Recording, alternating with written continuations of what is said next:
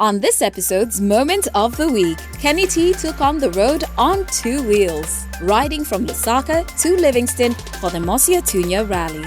This inaugural event, graced not only by the Minister of Transport, Frank Tayali, but also Minister of Tourism, Rodney Sikumba, celebrated unity and brotherhood as bikers from all over Africa came together. The rally was organized by the Harley Owners Group Zambia, a passionate community of bikers that Kenny T is proud to be part of. The tourist capital Livingston welcomed bikers from South Africa, Mozambique, Namibia, Botswana, Zimbabwe, Angola, just to mention a few.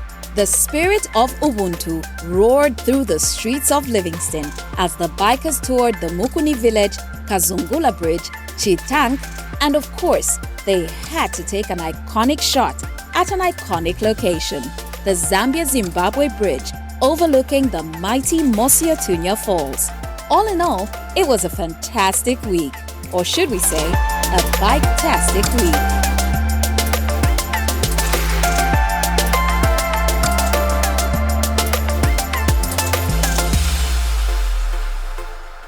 Hello and welcome to the Kenny T One-on-One podcast brought to you by Yatu T, Abalea Carpooling and MTN everywhere you go. My guest today is Mumba Yachi. Mumba, Odishan. We know quite. The last time I met Mumba, I was traveling to Malawi for the Lake of Stars and he was going to perform there. So we met on the plane and we traveled together all the way to Nkota Kota. Yeah. It's nice to see you again. You know why I'm laughing is because when we just landed and then you were like, Mumba, what's my name? It is so. At that time we didn't even know we'd sit like this, isn't it? Yeah, no, we didn't know. Mumba, let's jump right into it. Yeah. There's a lot of talk about, the fact that others say you're not Zambian, others say you're Congolese. I want us to start from there. Yeah. Mumba. Exactly. When you talk about Mokambo, you talk about these two countries at the same time, So growing up, nili akweba timuleli ubwali waku Zambia, umunani waku Congo. Like literally, ubunga you bought it breakfast in Zambia and then umunani we just got it in the backyard. So that's a kind of life. That's how I grew up, So I grew up knowing these two countries simultaneously. So when you take me to Congo, you take me to Zambia, it's the same thing. Like when growing up in that way, so I know those two countries at the same time. Okay, so whenever you had to go and buy anything on the Congo side, or when the Congolese wanted to buy anything on the Zambian side, there was no immigration involved. That this is the barrier, but people would cross from this side to the other. Yeah, people will cross. Even the immigration officers will understand that they are not going far. Pa custom, pa border, Yeah, so people, they'll just go and come and go. So for me, when I started planning for my life, Zambia was ideal for me to say, because I've always been acquainted to Zambia. I've always known Zambia. I've always, admiring Zambia. I've always loved Zambia. I've always had relatives in Zambia. I've always had my holidays in Zambia, So when it's time to say, okay, let me have a life, it is Zambia I will choose, definitely. Okay, so let's speak about your early life. Your parents, where were they born? Where were you born, and how did you grow up? Yeah, my father is actually from the Luba lineage, and then he came to Mokambo, and then he met my mom. My mom is also the Bemba Luba lineage. That's why even her name is Kasongo Ngoi. That's why you'll find even in Zambia you'll find some Kasongo people. Ngoi is a leopard. It's a leopard. This is what you see here. So Ngoi, is Ngoi a Zambian name or a Congolese name? Those are because when you go to the Lunda Luba lineage, you'll find a lot of names that we don't hear anymore. Okay. But Ngoi is just a leopard, and then that's why you find in Chipata, for example, they say Kaingu, that Ngo. Even the name Congo itself, Congo is the leopard. So Congo Kingdom is so huge. All these Zambia going to Zimbabwe, South Africa, all the Zulus, all those people, they are Congolese somehow. Okay, so the basin of Congo is so huge. So for you, are you Zambian or are you Congolese? Right now, call me Zambian because that's a place where I am. That's a place I love. That's a place I would choose. Okay, outside where you are and the place you choose, what is your country of birth? The country of birth is Mokambo. The country of birth is Mokambo. Mokambo is not a country. Exactly. What a town. You know, so in those days when you are born, even when you are in Mokambo, the good hospitals will be in Zambian side. You know what I mean? So Mokambo, where is Mokambo? Is it on the Zambian side or the Congolese side? It is. I've heard of the Mokambo border. Exactly. So even the Zambian side, they still call it Mokambo. The Congolese side, they also call it Mokambo. Okay. So you're born there? So there are a lot of Zambians from Mokambo who were born in the Congolese side, and there are a lot of Congolese boys, babies, who were born in the Zambian side. It just depends. Look at my my vaccination. It will show you some. My brother has it here because he was born in the Congolese side. Me, I have it here. So Mumba, the only reason I'm asking this question is that there's nothing wrong with being Congolese. No. There's nothing wrong with being Zambian. It's just there's been a lot of talk, people not knowing exactly, which country you're Exactly. from and so forth. But Yes. so where were you born? Let's speak about your life when you're growing up, as we build up on this discussion. Thank you very much for this question. But one thing that I will say is that I would want people to consider me as Zambian first by heart. That's very important because there are so many places where I could go, where I have friends where I could say, what are you doing there with all that talent? Come here, man. There are so many things you can do here. But I choose this place from the heart.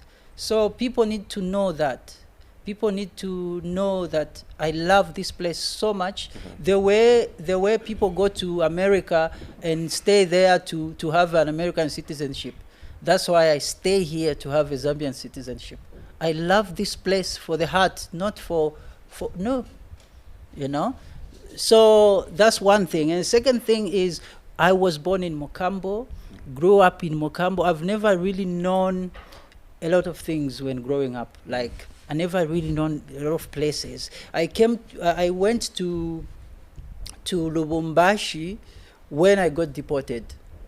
That's when I knew, oh, okay, this is now how it looks. You had never been to Lubumbashi at the time. What they told me was they took me when I was a baby. You know, we went there. Just to visit? My mom and my dad, they are business people, you know. My mom is a very good, actually my parents are very, this thing of being famous actually started with my parents.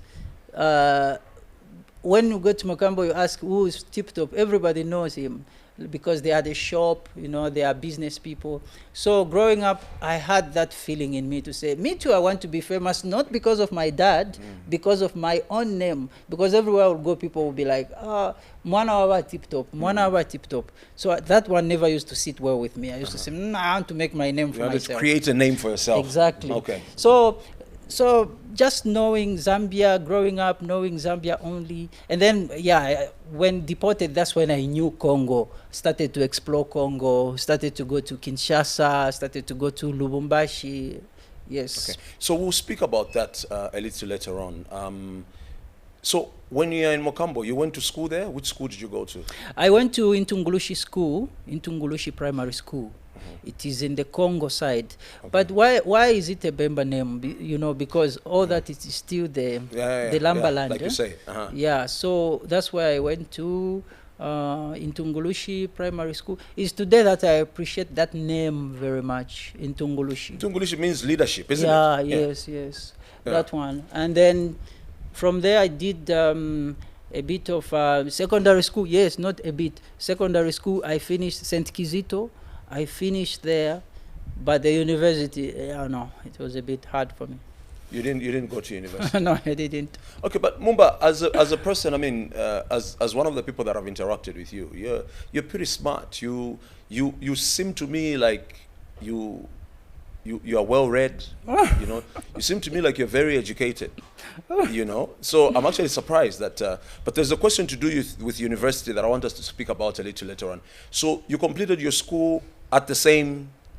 Yes, St. Kizito in Mokambo. St. Kizito. Yeah, you know why? Is because okusoma first. Those are the things that we need to analyze. Okusoma is to read. It's not really to go to school, but it's to read. So I used to be a reader. Like I up to today, I still read a lot. So that's why maybe school was a bit boring for me, because when the things they are teaching me, I've already read them, even in depth, you know. Yeah. So when they are teaching, they're on the surface, but I wanted something deeper, deeper than that. So I was reading a lot. So school became a little bit boring for me. Yeah. At grade what? Starting just in grade 10, grade 11, it became boring. So going to university to do psychology, I just did one day in there. I said, nah, I don't know. So what I'm saying is also a cry for revisiting our curriculums. It's time to revisit our curriculum so urgently, because some people are, especially today with this AI, with what, so kids, you find that kids are going so fast and school is a bit slow. So those are things that school also need to up their socks, to up their game, because people like me, the way I used to be in advance in school, now imagine these Gen Zs today. Yeah, because the generation today, you know, sometimes I'm driving in the car, I'm with my kids, and they're talking to each other. Most of the things they're talking about is fishy. You know what I mean? Yeah. They're talking about things I don't understand, but it's true. I mean, if the world is advancing at the pace at which it is, it would be nice also for the curriculum also to be sort of like catching up. To catch so up. that it makes sense. So right? that it makes sense, exactly. You find a kid is telling you about dinosaurs, all types of dinosaurs. You know, there's a kid, my friend, who, like, always when I go to see my friend, I will ask the kid, so tell me about the Zygentropolus. Is that? It won't end. So you find that these things, they are not really taught in school. And then my friend is asking me, so where am I going to take him with all these things? So what work can he do when he grows up? I said, just let him. He will catch up on something else in life. So Mumba, when you're going to school, when you're growing up, did you play any football? What kind of, you know, activities were you involved in as you were growing up in Mokambo? I was a goalkeeper. I am also one of those kids you hear in jokes at ukwete bola. Umwine wa bola. Umwine wa chifumpa ninevo. You know, I used to have that. Like, talking about my parent being rich. So your parents were rich. They were well to do. Yeah, in Mokambo setup. Yes, I'm a very well to do. It's like when we had to talk about Davido, you know, like Fidia. So you were in the video wa Mokambo. Pamikambo type, you know. The type So, you know, ninevo kwa tibola tuletea. Ninevo kwete bola. So they don't have to upset me. Yeah, you know? So I used to be a goalkeeper. So ngabayingisha abano bari kustaka football ifirachitika so that we follow, you know. So I played football. I was also into acrobatics. Yeah. Okay, so at this stage now, when you're young, you're in school, were you dreaming to be a musician? I know that in Congo music is very big. You know, almost every small boy or girl, when they grow up, they want to be musicians. This is big business. Yeah. You know, and I think Congolese has gone down many years as one of the best in terms of, you know, music on the African side. I mean, they've been very consistent with their Congolese sound and all of that. So did you have that? And if you did, who was your role model, or who influenced you? Yeah, I can say growing up, as I said, the food. You know, the food, Uwali from Zambia, Munani from Congo, it's the same thing even musically. Even musically, I grew up like that. Mulemena Boys, Munganda, Kofi Olomide, Franco, you know, Nama Choir. There used to be a lot of records from choirs, like UCZ choir, all those kind of records, you know, and then reggae, Bob Marley. But I think there are some artists that did the click for me, like who really sparkled something in me. People like Alpha Blondie. Alpha Blondie, when I listen to... Alpha Blondie does reggae, right? Yeah, that's reggae. When I listen to Alpha Blondie, I started to decide to become a musician. I started to say, okay, I want to do music in my life, you know. And then, but when I discovered Tracy Chapman's, I said, okay, now this is what I would do. That's when I even picked a guitar, started learning a guitar. Because of Tracy Chapman, then I decided. And then growing, you start to have a lot of influences because I'm just a product of, I'm really a product of Mokambo, you know, like the confluence of Zambia and Congo, even musically, that's me, you know. So I put everything together. There are so many musicians that really inspired me to become a musician. Okay, and you know, speaking about guitar, I want to know how you learned how to play guitar. And just before you say that, I'm really inspired by a musician. Nothing wrong with just being strong vocally and not play any instrument. But for me, I get really inspired by artists that have the ability to sing and play an instrument. You know, for many people, none of us even possesses any one of those talents. You know, so you play guitar. Is there any other instrument you play other than the guitar? Ngoma, yes. Ngoma? Yes. Yeah, sana in church. We used to do that a lot. And then amaboko. You can. It's also an instrument. Yeah, you can also use that, but a guitar mostly. It is very true what you have just said. Like, it's very beautiful when you can sing and play something at the same time. That's really, because to play an instrument, a musical instrument, is a part of your soul you are putting into it. You know, it is also speaking. You are also speaking. So it's a very beautiful thing to play an instrument. Even one, I will advise musicians out there to learn one instrument, you know, either a piano or even a kalimba, you know, what they call in Zimbabwe mbira. It's beautiful. Yeah, I know it's quite nice because even, you know, like I watched you at the Lake of Stars in Malawi last year. You go on stage with your guitar. When you're not singing, you're playing that guitar. Yes, you know, and then at some point you're playing the guitar and you're singing at the same. It's amazing. Yes, it's a very amazing experience, and I think it is. You know, it adds a lot of flavor to what is going on at the time. Now, so when was the first time that you thought you wanted to do singing? Yeah, I was 13 years old.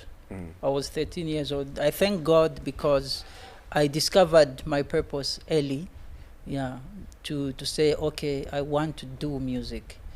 13 years from there I decided, and then when I was 19, my dad told me, say, he listened to my music when I was recording in Mufulira. He listened to my music. He said, "Is this you?" I said, "It's me." He said, "Oh, you have some talent." You know what? He told me something that I'll never forget. He said, "My son, this is the age you need to go into music, while you haven't married yet."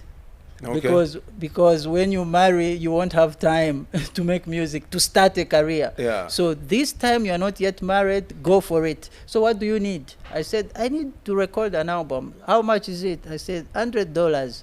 He gave it to me. I went to record an album in Mufulira. So you recorded in Mufulira? Yes. Who did you record with? Yeah, his name is Tokoza Miti. The brother was Mambonya Bonwan. The brother also was a bit known. Yeah. He did a song called Amama Mama Imwe Nindevu Zinalenga Kutine Banipoke Kutine. He got famous. He got famous like that. But the young brother, Miti, Tokoza Miti, is the one who recorded my album. And then from there I came with it to Lusaka. So the idea was for you to record and come to Lusaka. Now, Waisa ku Lusaka with what plan? What's the plan? I'm telling you, let me tell you. What used to happen is that from school where we were, Lusaka was like our El Dorado, like our New York, our dreamland. So all of us, when you finish school, you go to Lusaka. When you finish school, you go to Lusaka. So a lot of my peers, my elderly brothers, sisters, they used to come to Lusaka, especially in Comesa. That's why I have a big community in Comesa, people from Mokambo. So, but I think I'm the first one to leave Mokambo with the idea of going to Lusaka to pursue music. Yeah. So it was a bit crazy like that. But I came to Lusaka, you know, we know each other, we know neighbors, this neighbor, that neighbor, whatever. So when I go to Lusaka, I will go to their house. That's how I did. I came to Lusaka, you know, they took care of me. But it was quite like impossible, you know what I mean? Like, okay, so mwaisa mchita music. Okay, so fiala bashani nomba hapa nati. So I would go to studio. So they took me to Roma side. TK Roma side. Yeah. And then they were like, okay, so Mala record that. And then TK tried me. He said, can you sing for me one song? I did. And then he looked at me and said, this song is awful. I said, oh, okay, next. Do you have another one? I played another one. He said, this is nice. And then he started programming a song. TK is somebody I saw who can program a song in less than 5 minutes. I don't know if there is a producer out there who can program a song like that fast. You know, we recorded a song from there, but it never came out because I left. I went back to Mokambo. And then that's when I went to finish the album that I was recording in Mufulira. In Mufulira, yes. Yeah. So then I came back again to Lusaka. So the trust, even the belief started to grow with my peers from Mokambo. When they started to see me, to hear me on radio, to see me on TV, they started to believe that, okay, somebody also can do something else. Somebody else that believed in you and I think worked with you right from the beginning is my brother Vatis. Yeah, sure. Because I think I knew about Mumba Yachi through Vatis. I think he pushed you because he picked that you had something different. Sure. You know, so how did you guys meet and how did it? Yeah, I met Vatis at Potiko, that place in Showground. Yeah, and then he loved my music. He said, "Can you come tomorrow to my office?" I went tomorrow to his office. He started playing for me. Actually, he was far more ahead of me when it comes to playing the guitar. You know, Vatis is a musical genius where he is. That's something for me. I feel like Zambia hasn't discovered something, and then I also blame him for not doing music. I know he's busy doing something else, but you will not believe that before today, I've actually not remembered that he can actually play guitar. He actually plays. He can play guitar very, very well. Yeah. He can sing. He can compose songs. So I don't know. He needs to do something with that talent. Yeah. So from there we started talking music. That's how he even had this Inzi. He wanted to venture into Inzi music. We recorded an album together. He produced the album. Very, very beautiful experience I had with Vatis. He really, really opened my mind in life. He has been somebody very inspirational for me. And then I think you did some trips with him, isn't it? Yes. You traveled, yeah. Yes, we have been around with him. Yes, I learned a lot going around with him. I learned a lot also see him having a drive in life, you know. Somebody who really had a dream, you know. I can tell you an anecdote is... we were at arcade, and then he saw a Lamborghini, somebody driving a Lamborghini in 2012. He asked the guy, the Indian guy was selling a Lamborghini. He said, "How much is this?" The boy said a certain amount that Vatis never had anyway, and then the boy left. I'm telling you, when that Indian was going with the Lamborghini, Vatis stood there looking at the Indian. But me, I was looking at Vatis. Vatis is looking at the Lamborghini. He was looking at the Lambo, yeah. I'm telling you, in 2017, Vatis bought a Lamborghini. You know? And I reminded him, I said, "You remember that day at arcade?" And then he said, Mumba, you remember? I said, "I was looking at you." While you're looking at the car. While you were looking at the car. Oh, so that's the history behind the Lambo. Yeah, okay. So he's somebody who really taught me determination in life, really, and focus. When he focuses on something, he gets it done. Yes. Now I won't look at him anymore. Me too, I'll look at the Lamborghini. You look at the Lamborghini. Then maybe we can look at you. Exactly. Yeah. Yes, yes. So Mumba, a little bit. Let me just take it back a little bit. You said you did acrobatics. What kind of acrobatics did you do? Ifile vyakupilipuka. Amasama sote, yes, nalifshibako. Did you do it professionally, or is this something you like to do on the side? No, just something we used to play like that. Pama tires. So Mumba, how do you identify yourself? Because you are an artist. Do you identify yourself as a Zambian artist or a Congolese artist? No, I'm a Zambian artist. I'm a Zambian artist, please. I've been around the world. I always present myself as a Zambian artist. I remember even at the Lake of Stars, yes. you came on as a Zambian artist, and yes. you know you no, did your thing. that one, yes, please. So I'm told that your mother sang in a choir. Yes, she did. So your music actually doesn't start with you. No, it starts with your parents. Exactly. That's why I say thank you to God for giving me this opportunity to record music, because that's why I don't see myself as me. I see myself as a continuation of a certain genealogy, you know, like when I'm recording music, it's not just me who started it. It's my grandmother, my great-grandmother, my mother. My mother can sing so well. My mother, when she's singing, when people say, Mumba Yachi, your voice sometimes sounds like a woman, I know what they mean. It's my mom's voice. It's your mother's voice. Yes, she sings so well. So, but I'm just so blessed to record music today. It's like I was chosen to record in this time and space. So I'm still on the question of your mom. I need more details. So she only sang in church. She never recorded anything outside church. No. But No. did you sing in church yourself?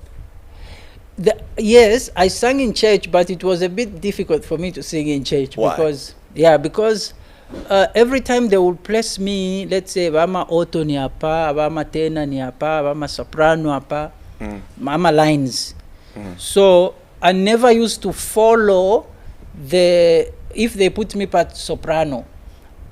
I couldn't sing soprano. Walifiro kuikala soprano. Kuti naimba soprano, then naingira moto, wakufumia pati. Iwe kavia kuno ureimba oto, kavia kuno waimina kuoto. Ureimba hoto, you know, just like that. So I realized that no, I'm really a leading voice. I'm not really somebody who can do backing vocals. That's why it was a bit difficult for me to sing in a choir.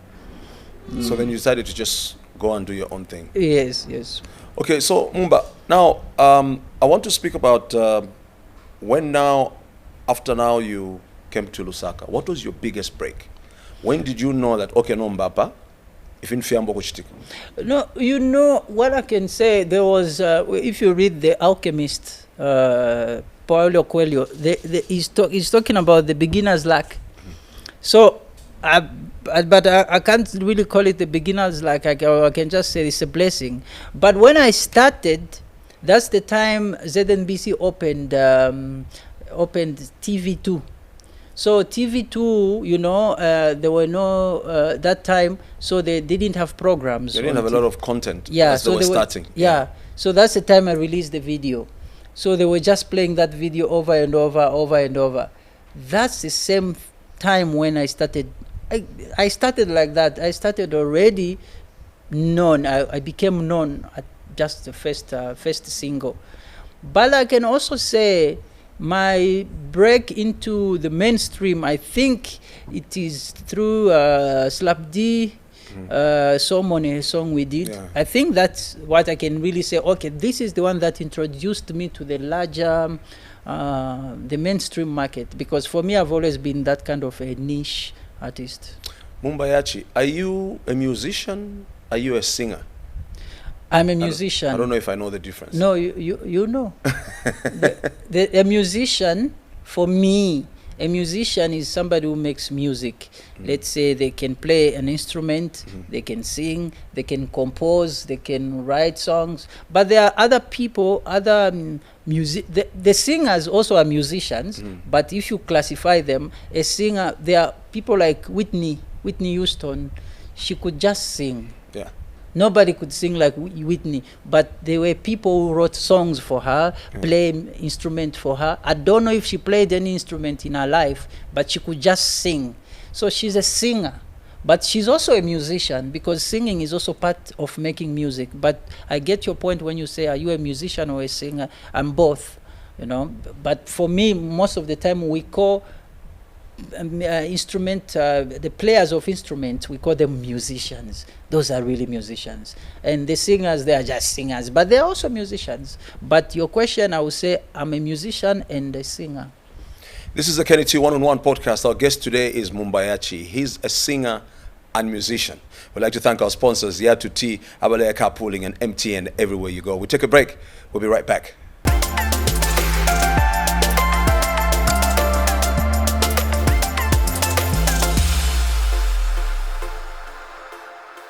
This is the Kenny T One-on-One podcast. We're speaking to Mumba Yachi. Mumba, I forgot to ask, how's Wezi? Wezi is fine. Wezi ni madamu or chabashan? No, Muna and son. Very, very good friend of mine. But no, you wanna Wezi mwabapam? It's just people trying to make it look good. But me and Wezi, we are very, very good friends like that. Yeah, but we also enjoyed it. We also they were dating. We enjoyed that. Huh?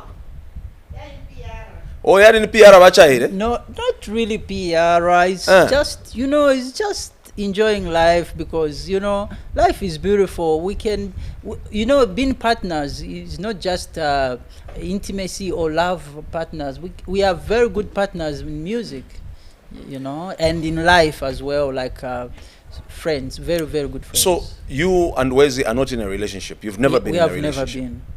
Okay. But we respect each other so much like that. Okay, just needed to clarify, because something that the both of you possess is,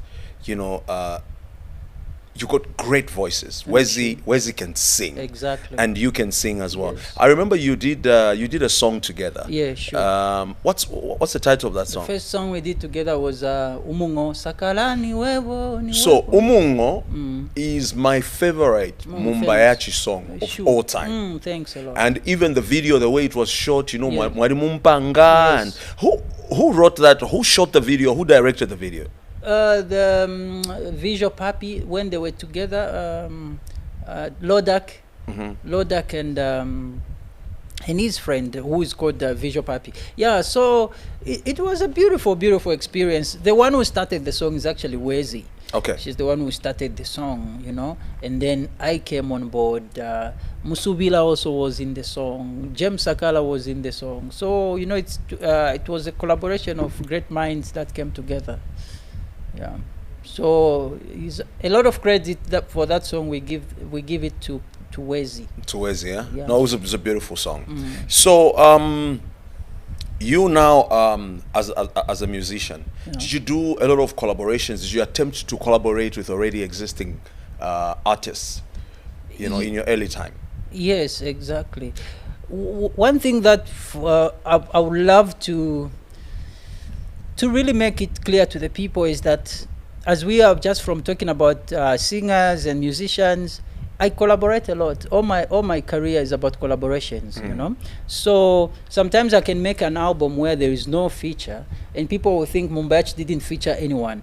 But no, those people that are playing those guitars, those drums, those bass, they are also musicians that I featured. No, but look at us. If we're featured for voice, so you feature them sometimes on instruments. Yes, exactly. So I feature all the time. That's the first. I never thought of it. Yeah, exactly. So somebody can say, Mumba Yachi acha album tamuli feature. No, ni feature yo, but I understand also the feature people talk about. But I've featured Chef. I love Chef a lot. So I've featured him.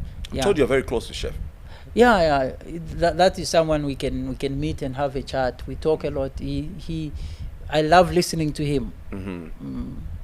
Okay. So you're speaking about the song you did with him?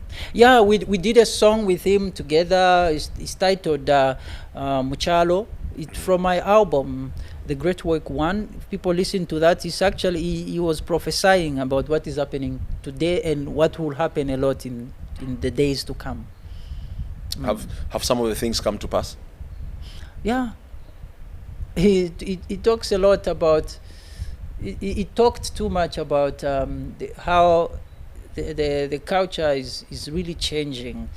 The perception of the culture, how people are perceiving the culture, how the language is taking over. Like English language, how our native language are in kind of instinctions because of the modernization of the world. A lot of things. Nice. Now I realize that a lot of your music is there's a story behind most of the songs that you do. Yeah. You address a lot of social issues, and I know in 2015 I think you had an album that you dedicated to the women. Yeah, exactly. Who writes your songs, and why have you taken that kind of an approach? Yeah, I'm a songwriter. I'm a singer-songwriter. So a singer-songwriter is those ones who play guitar and write songs. They are playing and writing. Those Tracy Chapman, those kind of musicians. So I love concepts. I love to make conceptual albums. So that I Am Lenshina album was dedicated to all the women in the world, because Lenshina actually is a name that means Regina, right? Regina means a queen. So when I was deep into Lenshina's story, I realized that, okay, Regina means a queen, then I need to dedicate this to women who have to feel themselves as queens, because we love women. We exist because of women. So I needed to make a full album paying tribute to that. So unfortunately today we don't really have CDs, but for those who bought those CDs, they could read behind those on the credit, and they could read the names of the women that I dedicated the album to. Apart from Lenshina, there were other names of powerful women that lived around Africa, especially. So the Lenshina album, which one is your biggest song on that album? In that album, there were songs that from that album, there was a song titled Africa. Yeah, people can Google it or can go on YouTube. They'll find the song titled Africa. It's one of the songs that I love from that album. There were other songs from there, other songs like Niwebo, other songs like I did with Kufisoso. I did a song Kufisoso with James Sakala. It's quite a beautiful album also. Talking about James Sakala, a lot of people say your voices are similar. Sometimes they get confused. And I know that the song that you did with Shefi, my research team mentions that most of the times when Shefi is performing that song, James Sakala would actually sing your part. I don't know. Last time Quimbo Festival, Chef performed. I don't think he performed that song. Yeah, if because we were together, if he had to perform, maybe we could have performed together. But most of the time I'm not around when he has those shows, when he's performing that particular song. Most of the time I'm not around. I remember maybe twice I've been away, and then he would call me to come and perform. I won't be there. So Mumba, I don't know if a lot of people know, but I follow a bit like what you do, and sometimes I'm in a place and where I didn't expect, and I'm told Mumba is performing as well. Your music you are appreciated a lot internationally. I think a lot of our friends, like in Europe, love your music more. Do you deliberately create this sound, this music, for that type of an audience, and not Zambia? Or who do you make your music for? Exactly. This is a very beautiful question, because I make this music for Zambians. Really, deep down my heart, God is my witness. I make this music for Zambians. I want Zambians to be proud of this music. I want Zambians to go all over the world with this music, to say, okay, listen to the music of my land. Is because those people from outside, when they come to Zambia, they will want to hear something authentic. What is something from Zambia? It's like you are introducing food. They will want to see some chikanda, some bondwe, for them to know that, okay, kuno tulinomba ni ku Africa kuno. Even the music, so even the music I make is rooted from Zambia first.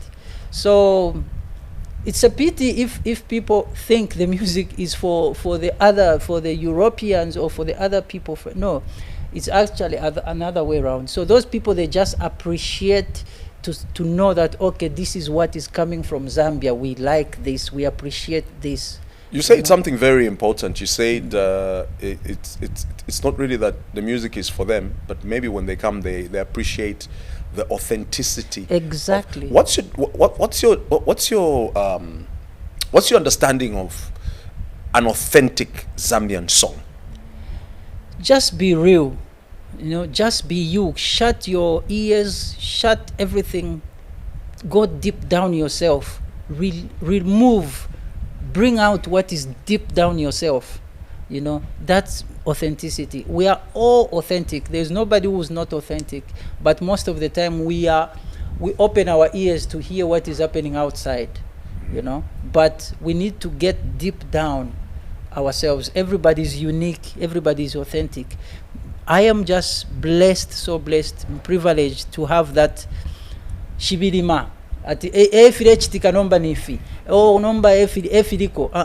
Me, I usually go down, deep down my soul, to bring out what is in my soul, because I think that's what will make me, even when time comes to leave this world, I'll leave this world so happy to say I released everything that was in my heart. I did what God wanted me to pour to humanity. So I feel like we are all authentic, but it's not everyone who is confident enough to dig deep in themselves and bring out things. Truth be told, I mean, you create music that's timeless. Yes. We see music that will come on, it makes a lot of noise, then it dies. It makes noise, a lot of dies. Your music is there, and it continues to go. Yes. Which is a great thing. Thanks. How many languages do you speak? I speak quite a number. Of languages. That's again another advantage of being born in Mokambo, growing up in Mokambo. That's another advantage. How do people know that? How do I know Lingala language? How do I know it? Do you really think, for people who knew me growing up, for people who saw me growing up, when did I go to Kinshasa for me to know Lingala? No, I never went there. In Mokambo, they speak Lingala. Some of them speak French. Yes, but I mean the music that used to come from there, from Congo. That's when I used to get interested in the music. So I would ask, "Apa baranda shani? Oh, bolingo nanga. Oh, apa baranda shani?" I started to know Lingala because of the music. So you're able to speak Lingala? I'm able to understand Lingala French perfectly. I'm able to speak French. Yes. I know you speak Bemba. What other language do you speak? Yeah, Nyanja. Timakamba. Na Nyanja okam? Timakamba. Mumba Yachi. Sochabe timangena. Timangena. So Swahili, French, Lingala, Bemba, Nyanja, Portuguese, and what else? There must be some. Do you speak Portuguese fluently? Yeah, eu falo português. Where did you learn Portuguese from? Português muito. Where did you learn the Portuguese from? This same thing I'm talking about, from school and from reading. So how many countries can we talk about that you've been to perform? I need to count. They are quite a number. Is there a few that just notable ones that we can speak about? We in Malawi, Lagos. Of course, I know about that one. Yeah. Actually, there's when I saw Yomaps is performing in Burkina Faso, I was happy to say, that's so beautiful. If Zambia can start to penetrate those places, that's why. So we see Yomaps performing in those places. That's so beautiful. I've been there. You've been to Burkina Faso? Yes. It's a very rare destination for Zambian artists to go. Yes, for Zambian artists. I've been there as a Zambian. I've performed there. I've been to a place where you feel even Mwenso Akuikata. I've been to Egypt for a festival called Sifet Festival. That was in 2023. Man, you just find yourself alone as a black man, I'm Arabs beka. I was like, my God, where am I? that was my first time to feel umwenso wako ikata abantu bari kupokelera fe wino everything is okay but when we left here one for you know, those are places I've been that made me so happy. I've been to where we left from Morocco. We were supposed to go from Morocco. We were supposed to go to Egypt. So, but we couldn't pass through Algeria. So we had to go to Mallorca, Paloma de Mallorca. So when we went to Paloma de Mallorca, we had to sleep there. And there was a festival in the night. Something was happening in the night. They gave us visas from there. We went. We got in the Paloma de Mallorca. We played we didn't for fun. charge. So I can say, I've been to Paloma de Mallorca. You know, I've played to Paloma de Mallorca. Yeah. That's very nice.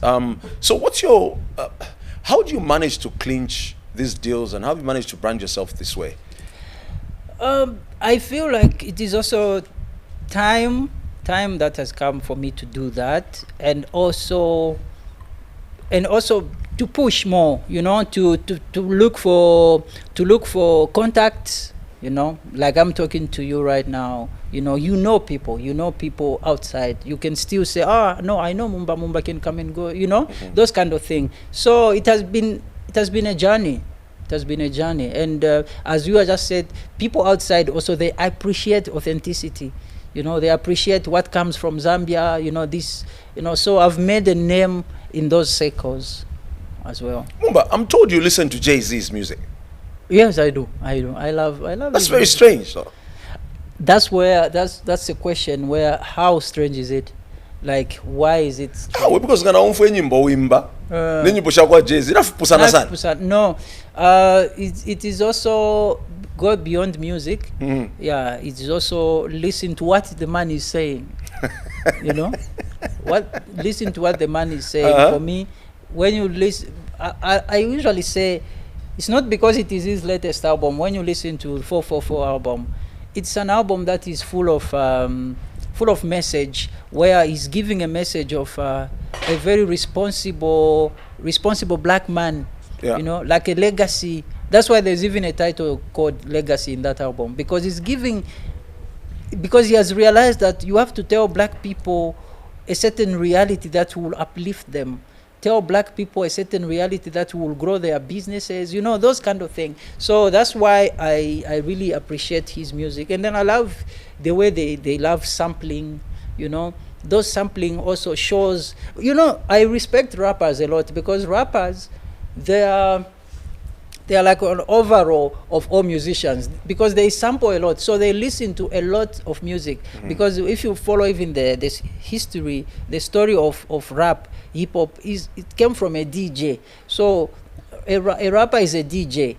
He puts a song there, and then he starts rapping on top of that song. Yeah. So those Jay-Z's, they know what it is to be a real rapper, is to sample. You know, so when you listen to his 444 album, there's so much sampling of old songs, you know, the Stevie Wonders, the Nina Simones, you know, so he's giving you a picture of the things he knows. So it's something beautiful to watch and to look at. And so, like, what's your favorite Jay-Z song? As I said, I can just point to the latest album, like Kill Jay-Z, where if you listen to that song, he's really saying things that are true. And what I like from that song is the vulnerability. Vulnerability, you know, of what? Of him. As we know him as a big guy, as big as he is, but he humbles himself to talk about his vulnerability. That's something so rare that we don't see with most of our rappers. Our rappers, they always show that I'm strong, never never, you know what I mean? I'm a girl, never kuno. But they don't go to that level. So for me, I love the song because of those vulnerabilities. You know, a song like Legacy, song like Picasso, you know, when we start to go back, those songs, you know. Mumba, let's speak about your sense of fashion. You dress very, very differently from a lot of musicians, and most notably, lately we've seen you go on stage to perform in your underwear. What's the story with that? kali fya kufara fya hapo nomba. No, because even in Malawi, I was talking to your guitarist, Chansa. Yes. I'm like, I've been with this guy the whole day. Yes. I didn't even know that he was going to dress like this on set. And he's like, anafuta tuishiba. Yes, imagine. But what is that? Why'd you dress like that? Okay, sometimes it's also about, you know, we if we want to talk about bullying, for example, people always bully abantu abaina, bullying, oh shan, bullying. But even me, I am bullied a lot for being skinny, for being small like this. Yeah. So sometimes muchifukushicha kwa guys, this is how I was born, this is the body I knew, this is the body I've known all my life. I'm going to show you this body. I'm going to make you swallow this body. You know? So it's just a way of accepting myself first. It's an affirmation to say, this is my body. You know? This is me. You know? So yeah, but putting all those things into consideration, but why show up on stage in underwear? It is also a way. Okay, Lake of Stars, we were at the beach. That's the reason I will get. Go kukumbi. Quiz. You go talk more because me I've been seeing to my pictures, not my video. I want to we start talking about guys. Nto amonekela shani na bamba pa stage. Even Fela Kuti said Africa is hot. You know, Africa is hot. So you can be free, man. And then the important thing is for people to listen to the music, not to look at me. But maybe you confuse them now. Instead of them listening to music, they're looking at you. No, I have to say sorry for all those that have offended before for being in a bamba. But I'm sure you understand my point from today. It was because I wanted to accept myself first, and then music is therapeutic. Yeah, when you see me on stage there, I'm healing myself. You know, people don't know how much struggles we go through, you know. So those were therapeutic moments.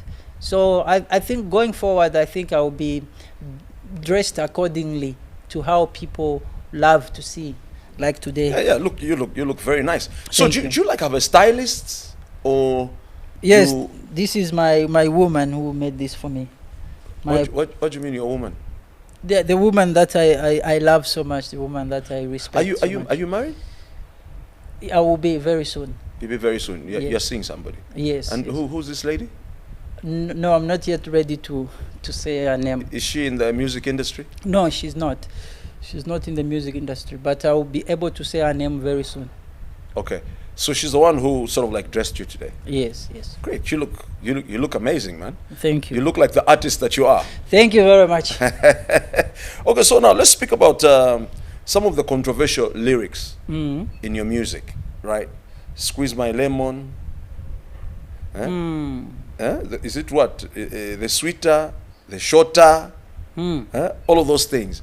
How do you come up with this? And you know, do you put them in there to sort of like arouse curiosity, bring about controversy, or? I would love people to follow me, to listen properly. One thing, if I would talk about Squeeze My Lemon song, is also because Squeeze My Lemon, if you Google, you'll find that it's not really me who started it. Other people did Squeeze My Lemon. Those slaves, those blues musicians started. What does it mean, squeeze my lemon? Exactly. Squeeze my lemon. What is that? So you wimbani webo kairi. No, So twebe. efe onjimba nfya kweba ti lemon nga never lemon te. Never lemon. Nomba iwe urefu ya orange. Bamona. Urefu ya orange. Tetimbe orange ine never lemon. So ufire wantemo fefo naba. Okay. Then nga wantemo fefo naba one squeezing warangu mfati na ine na aliwa ma. You see, as a lemon. So that's life, you know. We need to love people the way they are. We need to understand people the way they are, you know. So Squeeze My Lemon is something I really wanted. And then if you listen to the Squeeze My Lemon part 2, if you listen to it, the one that is more popular, it has got a lot of Bemba proverbs and a lot of what even me I can call naughty things, naughty words, naughty sentences. Why am I putting them in the music? Is because I want to ask a question. Were our ancestors naughty? you know, our Bemba ancestors especially, were they naughty for them to come up with those kind of proverbs? Or maybe they were trying to cut across a message. But when I read a little bit in psychology, they talk about if you are teaching people, even students, when you give an example of sex, something sexual, you will find that the student will be very attentive to listen to what you want to say. And then you give them a message. So sexual topics, they always attract a lot of interest. So that's where you can come up with a message. So I think even our ancestors understood that. That's why they used to come up a lot with those kind. But it's not naughty. It's just wisdom. Amalumbo. Amalumbwayo. So wisdom, I think. So that's why I bring them in music sometimes, just to arise those questions and to make people think beyond what I'm saying. So there's a time that you were a judge on one of the popular shows, The Icon.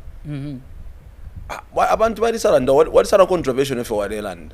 You need to know how to use your microphone, Shani. Let's talk about those two terminologies you're using and what the meaning behind them were. Sometimes I feel so sad. I feel sad in a way. I feel sad in a way that I'm misunderstood. You know? I'm misunderstood in a sense that, for me, I was so straightforward.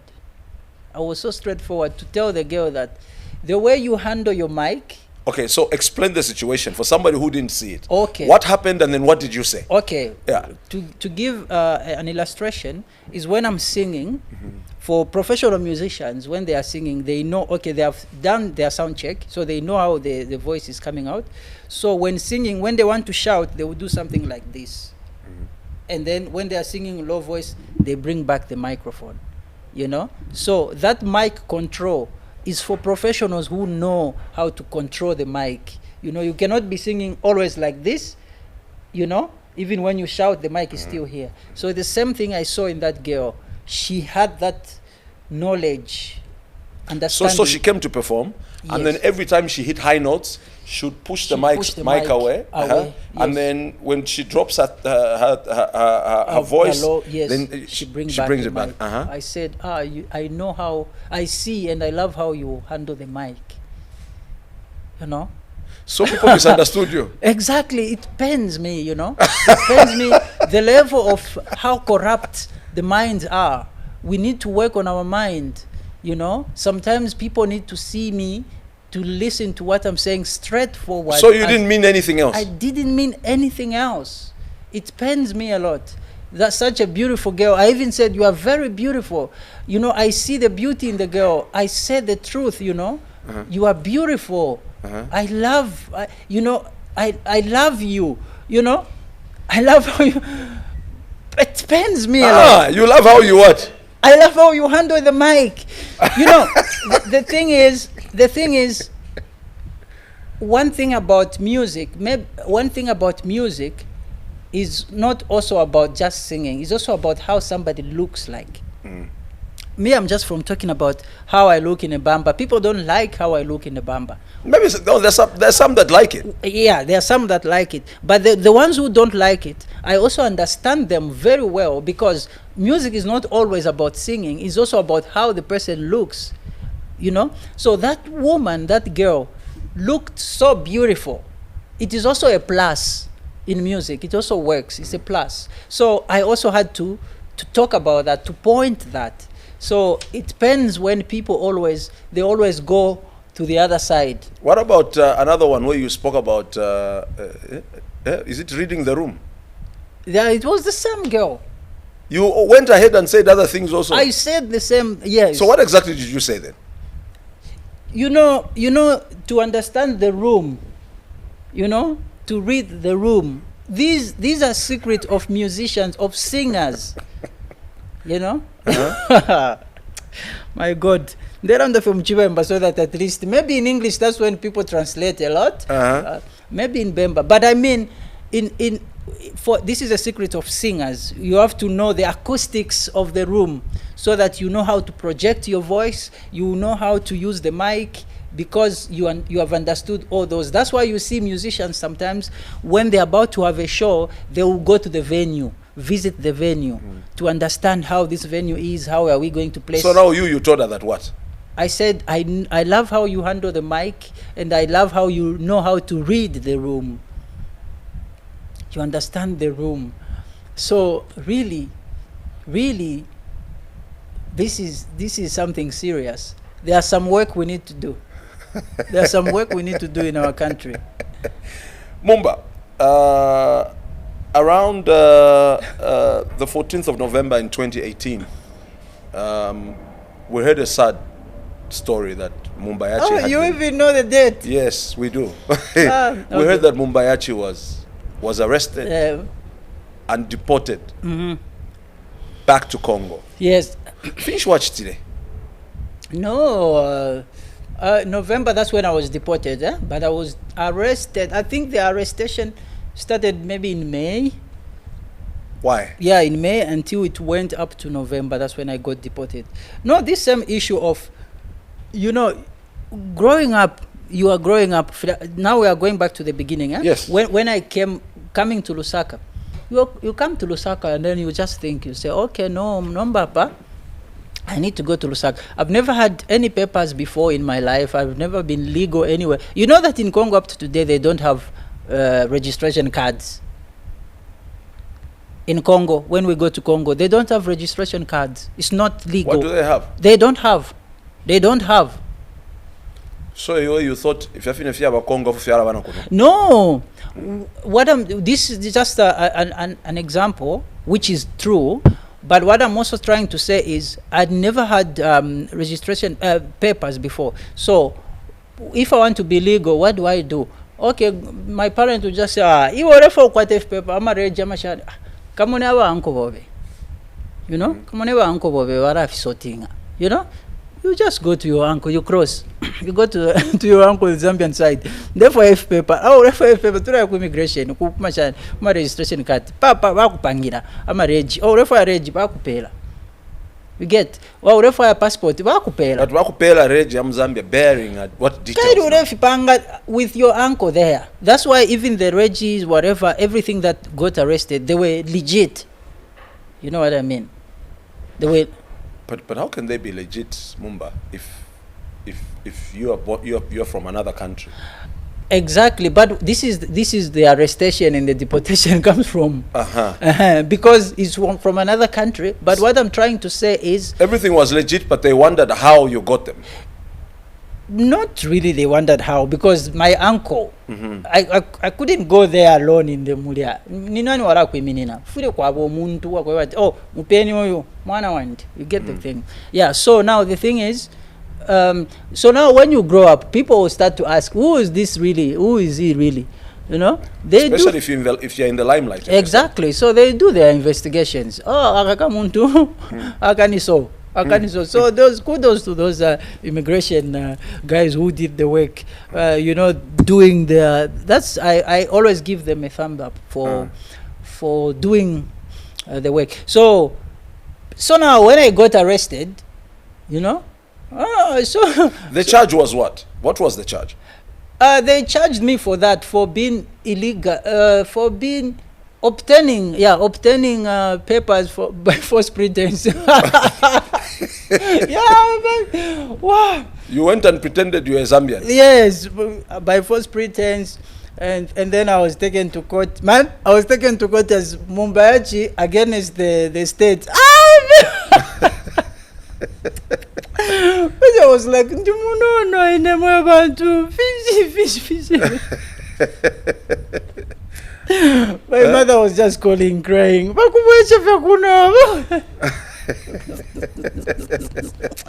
That's in a festi. Jikira mujere festi candidata. So what didn't get mujere? Yes. For how long? 2 weeks. That's a long time. Okay, it was because because you had to wait. I think I need to write a book because the thing was when you get in there. Now I poke paper so you can't come out fine. So you get the point. So you need a temporal permit. Okay. A temporal permit for you to be out now of Yes. prison, to have that temporal permit. Yeah. So for us to have that temporal permit, yabani mailo. But we know mukati.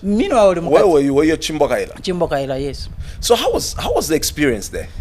The experience was very inspiring for When me. you walked in, bali kuishibama inmates. Imagine that was my chance. You know? Otherwise, first kukupumam. So when I got in there, ni wewe ka Mumba Yachi, imbako first. From pull up. From pull up. Wambako ndasomone so watomba ka mbinga nombori mujere iwe lalo. Wali imbako na somone. Kuimba. Bare kutamba. Numani wa nani abo ma prison wonders or no fidefia mukati fidefi kwidiri fidefia fiali kalamulia. But they took care of you in there, though. Yeah, they really. They were kind. They were nice to you. They were very kind, also because I really appreciate. I really say thank you to the people out there who really gave me so much support. I never lacked food. So ida ina kwa bati vale kuletera sana food. So file kusu. File kusu. Na wena badia kwa na. File dia. So lera la fepa bedi afiko olife palia file kusunga fe bueno. You know? Yeah, so that's the time I spent in there. So for me, I still feel like I was well treated and well privileged to be in there. So while you were there, did you get any inspiration to write music in that 2 weeks? Yeah, I got an inspiration to write music also in life. Yeah, I don't know if this part will be edited or not, but what I'm just trying to say. It's up to you. Do you want it edited? I don't know. It's up to you. If you're okay with it, if you're running okay. No, what I'm just saying is that when I was there, those big guys, those ones, they called me and said, "Finish watch today." Oh, that's a simple issue. Ngawaya kulia kukongo bara kupangire fepa ukabwera tapari ubwafi and for to karamuno washiba never so because I'm told the inmates really they know the law. Yeah, they too much. They know the law. So and then they said, you see that bed? That's where Mr. Akainde used to sleep. This bed, we took care of him here. That's radio, post radio. It is him. Used to listen to it. He left it for us. Oh. Yeah, so it really inspired, especially now. Yeah. It inspires me a lot to see the journey of someone who has been through a lot to be where he is. And then today, I feel privileged to see a part of him, a part of his passage through the valley of death, as the Bible says. Yeah, so I feel privileged to see that, So the guy pointed, he said, he slept here. He used to sleep here. So when you went to court, they found you guilty? Yes, guilty. Found me guilty. So when they deported you, land cruiser or that's something that I really also appreciate, is the way they took me. It was in a Land Cruiser, 4 immigration officers. I was well treated. This is now that I started to very well. Mwafika na parodi parafringila, mwaikira sausage bakushitira urefu aenshi. Bakushitira bwino fe. Mure shimika fe. And that's how it should be. That's how it's supposed to be. That's how it's supposed to be. And when I got to the border, they were actually the ones who told me to say, no, Mumba, we have worked with you. You are very, very polite boy, very understanding. You never gave us any trouble. You worked with. So what you do this, do that. You will come back. Make things. Exactly. So when you are deported, you're not a prohibited immigrant. You're just deported because when you're prohibited, you can't come back. You can't come back. Yes. So then you were taken to Lubumbashi where you had no family. No, I was not taken to Lubumbashi. I was taken back to Mokambo. Okay. Okay. I was taken back to Mokambo. And the funny part, I always talk about this. The funny part is that when I got there, the Congolese immigration officers also wanted me to present if I have the Congolese papers, which I never had. So they were like, no, we can't have this guy here because we don't know where he's from, because there are a lot of other Rwandese, other Ugandans, when they go to Zambia, they say they are from Congo. So now how are we going to know that this boy is Congolese? I slept in cells again in Congo that night. And then the following morning, that's when my grandma and my grandpa came to say, no, mulekeni please, mulekeni umwana oyu. That's how I came out of that, started moving around. Yeah, I went to Lubumbashi, and then Mr. Mumba, Trevor Mumba. I know Trevor. Yeah, Trevor Mumba is the one who paid tickets for me to go to South Africa. I went to South Africa, I stayed there, came back, went to South Africa again. I started just going back and forth to South Africa until waiting for my time to come back. So you, at the time, you're processing. Processing the papers, processing the papers with my lawyer. Yeah, it was a beautiful experience, but it was a beautiful experience today, I can say so. But at that time it was, you know, because you didn't know which way it was going to go. Exactly. No, but Mumba, why did you know? If you have immigration, did you step on some toes? Afidavimbi, I won't know, you know. Okay. I won't know. You won't know. But for me, I just see it as the immigration trying to work and trying to do, because what else can I say? No, you know? they were doing their job. Exactly. But for me, I take it in that line to say actually it worked also well for the country to know that, okay, the immigrations are doing their research, they are doing their work. They're doing their job. Yeah, so for me, I don't take it like that. The Zambia Association of Musicians, they came out for you. What kind of support did they give you? Yes, yeah, exactly. Talking about it, trying to see the higher authorities to if they can plead for my cause. It was a beautiful thing to see that the musicians came together, and I used to receive a lot of visits from musicians. Did they pay for your legal fees? No, the legal fees, the first ones we paid ourselves, and then going forward is the lawyer, Mrs. Kabalata, who did pro bono. Oh, yeah, she did all of it pro bono. Even my comeback, she did them pro bono as well. Great. So, do you have any children, Mumba? Yes, I have. I have 2 kids. Born in Zambia? Yes. So they're Zambians? Those ones are Zambians, yes. Okay. Yes, those ones are Zambians. So when you're deported back to Congo, they remained? Yeah, they remained. It must be a bit confusing, because you're supposed to be this side and they're supposed to be this side. Yes, my daughter, she's now 10.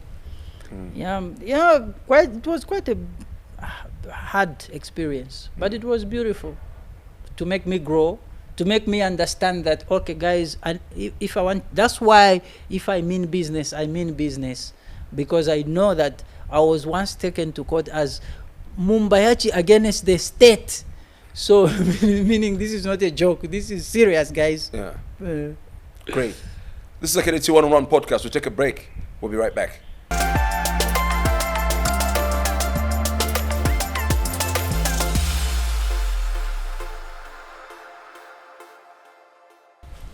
You're watching the KDT One-on-One podcast, brought to you by MTN, everywhere you go. Abaleya Carpooling and Yatu T. Our guest today is Mumba Yachi. He's a singer and musician. Mumba Yachi, before we move on to the next thing, my research team told me about the fact that you had a performance in Shuadimu prison. Tawachalanda. Yes, after getting in, maybe there was some 6 days, 5 days. You were in there for 2 weeks? Yes. Muri 2 weeks, Master organized concert. Alete filimba. Filimba ama guitars shano. Kaili mulamwene mulibambia kwa bati. Ama drums aleli shako ngani kuchechi. Umbi, bass yali kwa tako ka idea. Guitar. Ine guitar wa bass na ama drums. Ama speakers, we played music in there. People were happy. One day? Yeah, it was one day live show. But they usually used to have a DJ themselves, a DJ playing music every day. Yeah, but live performance, yeah, it was once. So bakulishe moshinga. No, wala kulisha. Ani shwakuletera twasa wala performa kairi yo no musician napangolo pia. Ta ubombero lwishi. Wala fumana shena kairi nga wapusha. Wakafuba liza ta wichi be first do kafuba. Anyway, but it was also, even for me, it was fun. It was it fun. also gave you an opportunity for you to breathe and be yourself. Exactly. Yeah. Opportunity to to jam with so romba aba ishire mukutamba ni banani aba le tamba ni banani abenebeka ma guys then nama warders abena badishi nama warders bashire mukutamba na no ama nurses ama shani once baishire. Yeah, awesome. Yeah, nice music. Nice. Let's speak about cutting your hair. Well, go to my dread or the mishishi. Yes. Nishwa putu ya mishishi. We all of a sudden just saw a different you. Yeah, I think it's two reasons. First reason, I think it's mixed reasons, mixed feelings. Because when I was deported, I said, I will cut this dread until I go back to Zambia. You know, I was just protesting, you know, my self-protest, you know. So when I was there, when I was in the Congo, South Africa, I kept my dread, my hair. I said, I will keep this dread until I go back to Zambia. So when I came back, when I was just about to cut them, the guy who locked them, I heard the news that he passed away. Is it Chris or Joe? No, it wasn't here. It was in the Congo. Oh, right. Yeah, that's where I locked the hair. Okay. Yeah. So when I was about to cut them, I heard that he passed away. So I started keeping them because of also to remember him. I said, I won't cut them now. I won't cut them now. Yeah. So because of that, now that I'm going through my journey, my spiritual journey, I'm going through that, I said, okay, I need to remove hunger in my heart. I need to remove sadness. So the reason for the aesthetics, they are beautiful, everything, but for the reasons were not right. Plus the memory of the departed guy, and then the memory of the deportation thing. Yeah. I said, okay, let me start afresh. So people don't have to worry when they see me again with dread or where we are going, because this dread that will come, they will be out of purity and out of a good mind and a serene mind. Did you work at some point as a radio presenter? I'm still doing that at 5F. I don't know if I can mention. Yeah, you can. Yeah, 5FM. I do that because of one reason of Dr. Manasseh Phiri, the late Dr. Manasseh Phiri is the one who used to run that program. So for me, that's somebody that I consider as my father, that one. In Zambia here, somebody who took me as a child, as a son, is him. So when he passed away, I still have that, I miss him a lot. So I said, I can do that program to remember him. So what program is it?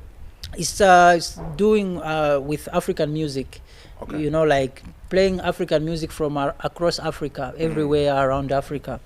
That's what he used to do, because he used to travel a lot as well. So everywhere you would travel, you will go, you will collect music. So that's the same inspiration I have. Even me too, everywhere I go, I collect music. So I said it's a good opportunity for me to remember him and continue his legacy in my own way. Let's talk about the film and the interior decor side of your life. Yes. Yeah, yes, the film side, I'm into films because this is when everything is just starting. Yeah, but 3-4 years ago, when I released Tazara short film, that's a short film that really went everywhere around the world. It won awards from Japan, from Italy, from Australia. It won award almost in a lot of places because of the same authenticity we were just talking about the Zambian and Tanzania collaboration doing the railway. And I'm also a brand ambassador of Tazara. That's why for me, if I want to travel to railway line. The real, yes. I've been on the Tazara before. Yeah. From Phiri to Dar es Salaam. Oh, It was quite an interesting I'm journey. telling you, me too. I've been in there reading my books. That's something that I can encourage people to take that kind of a trip, whereby the journey itself is a holiday. You know, don't rush to reach fast. Just enjoy the journey. It's a holiday itself. Take Tazara, go to Tanzania. It's beautiful. Yeah. So after that, I did that movie. I've done another movie titled Usilie, which is about the conflict in the Congo, but trying to get it in a Zambian perspective. Zambian perspective is when we see those Rwandese refugees in Zambia, where do they come from? You know, so I was trying to look into that perspective.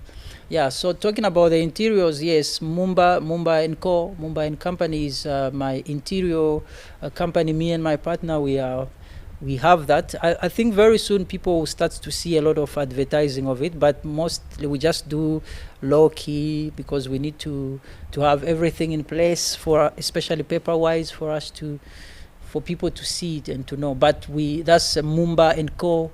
interior design company. Yeah. Why interior designing? Have you had an interest of doing interior designing and decoration from a long time? I think. Or is it your partner that possesses the skill? My partner possesses the skill, and I love the interiors. You know, me and her, when we are home, she always changes things here. She always changes. So this things partner we're talking about is your madam. My soon to be yeah, when she comes home. Okay. Yeah, when she comes home. Okay. Yeah. So Chuponilisa, when is the wedding? This year. This year, I'm going to announce very, very soon. So now let's speak about the Zamrock side of things. Yeah. Is your music Zamrock, or are you doing a different genre? No. I am, if you want really to classify me musically, I'll call myself a musical UFO or a musical vagabond. Really, I don't really have to say, for me, I always do this. For me, I always do that. No, because I was working on a collection of albums. I did Violet album, which was more of a classical music, and then because I'm doing the rainbow, all rainbow colors. I'm doing every rainbow color. I'm doing an album of it, you know. So right now very soon I will announce. This is my first time to announce officially that what is coming next is twin albums, the green and the blue albums. They will come together. So, but to the red album. When I did the red, I was thinking, okay, what is the color red? What does it mean? What is the color red? How can it sound if it is in music? You know, so I said, okay, it sounds like it's rock.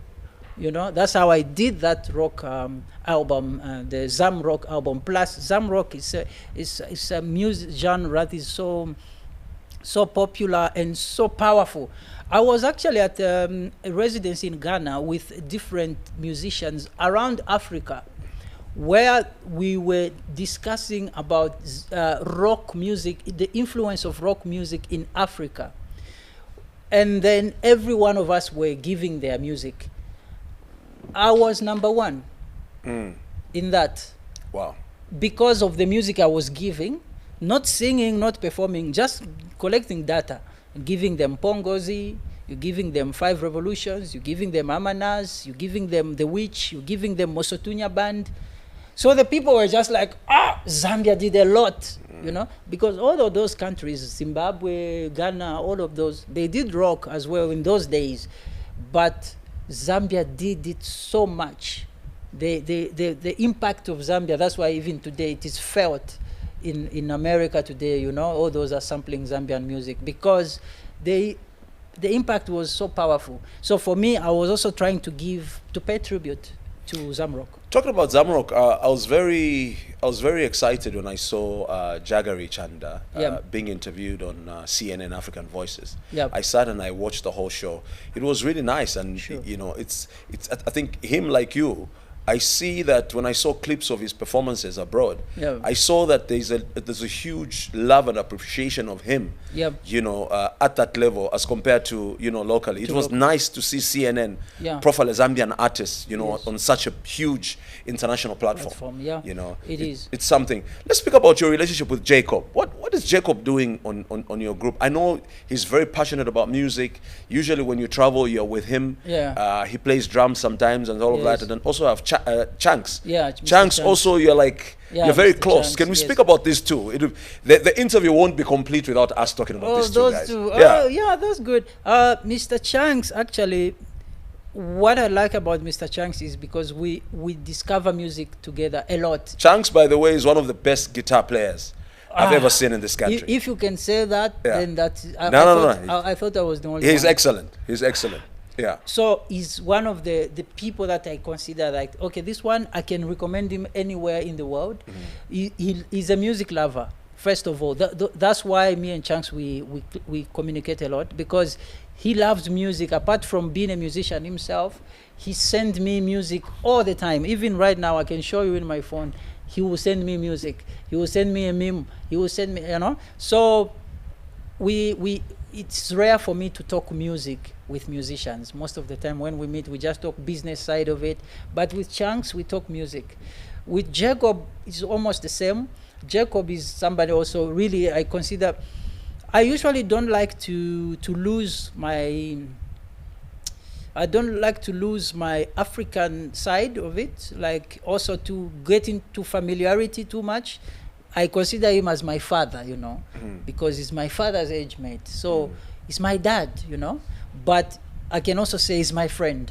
He's my very, very good friend. He's somebody we talk politics, you know. Jacob, which country is he from? He's from Denmark. Oh, it's Denmark. Yeah. So we talk politics, we talk biology, especially politics. Me and him, we usually quarrel politically. So those are the things I like about him. Plus, he loves music a lot. He loves music.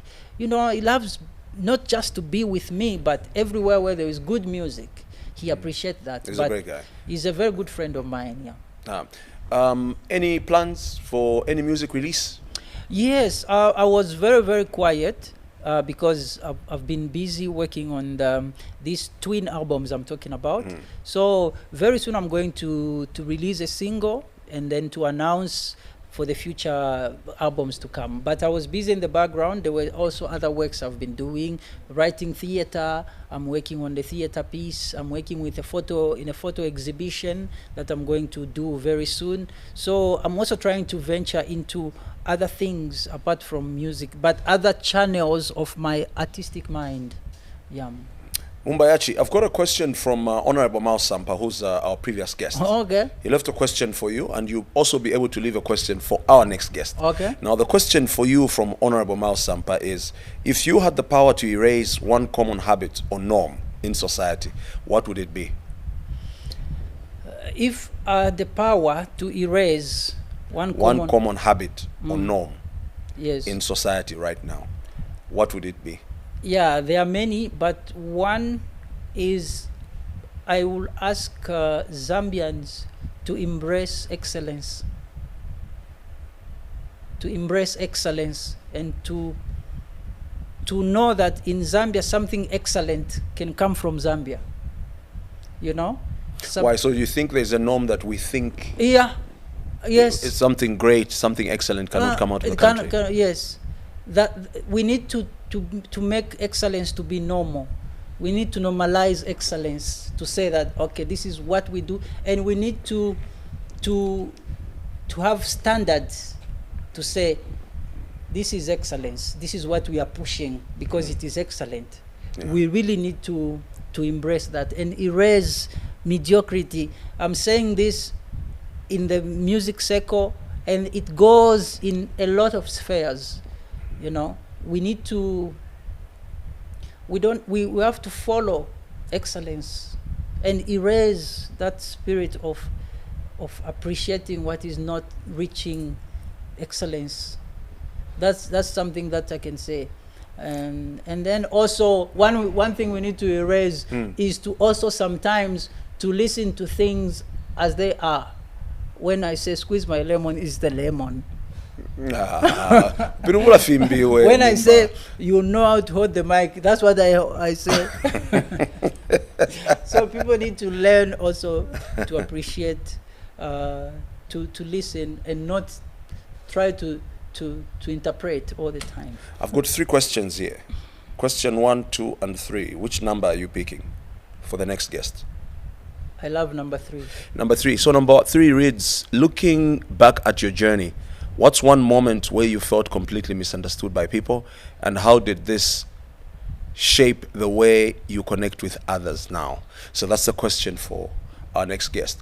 Mumba Yachi, as we conclude, what's your word to your fans and those people that would like to be the great musician and singer that you are?